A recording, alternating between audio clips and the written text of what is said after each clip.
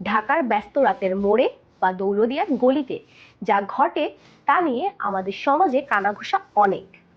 ঢাকা যেখানে রাত নামলে শহরটা বদলে যায়, কেউ বাঁচার জন্য লড়ে, কেউ মরার জন্য। কিন্তু আপনি কি জানেন আইন এই অন্ধকার জগৎ নিয়ে কি বলেছে? এটি কি সেফ অপরাধ, নাকি আইনের আড়ালে এক বিশাল ধোঁয়াশা? বাংলাদেশের পতিতাবৃত্তি একটি জটিল ও সংবেদনশীল আইনি বিষয়। বাংলাদেশের সংবিধানে 18(2) অনুচ্ছেদে বলা হয়েছে, রাষ্ট্র পতিতাবৃত্তি ও জুয়াসহ সামাজিক অনৈতিকতা প্রতিরোধে কার্যকর ব্যবস্থা নেবে। অর্থাৎ সংবিধান পতিতাবৃত্তিকে নিরুৎসাহিত করে। তবে দণ্ডবিধি 1860 অনুযায়ী প্রাপ্তবয়স্ক নারীর স্বেচ্ছায় পতিতাবৃত্তিকে যুক্ত হওয়াকে সরাসরি অপরাধ বলা হয়নি।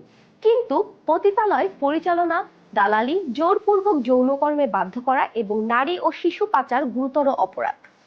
বাংলাদেশ সুপ্রিম কোর্ট একাধিক রায়ে যৌনকর্মীদের নাগরিক অধিকার, বাসস্থানের অধিকার ও মানবিক মর্যাদা স্বীকার করেছে। মানব পাচার প্রতিরোধ ও দমন আইন 2012 ধারা 11 পতিতাবৃত্তি বা অন্য কোনো প্রকার যৌন শোষণ বা নিপীড়নের জন্য আমদানি বা হস্তান্তরে দণ্ড অনধিক 7 বছর এবং অনূন্য 5 বছর সশ্রম কারাদণ্ডে এবং অনূন্য 50,000 টাকা অর্থদণ্ডে দণ্ডিত হইবেন।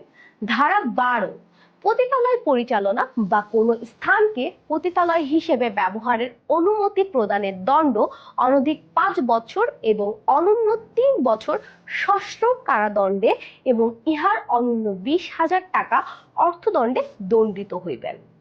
ধারা 13 পতিতাবৃত্তির উদ্দেশ্যে আহ্বান জানাইবার দণ্ড অনধিক 3 বছর সশ্রম কারাদণ্ডে অথবা অনধিক 20,000 টাকা অর্থদণ্ডে অথবা উভয় দণ্ডে দণ্ডিত হইবেন। অর্থাৎ শুধু সরাসরি পাচার করলেই নয়, পেছন থেকে সাহায্য করলেও শাস্তি হবে।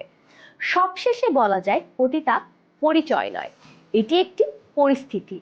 আর আইন যদি মানুষকে না বোঝে, তবে সে আইনকে নতুন করে ভাবতে হয়।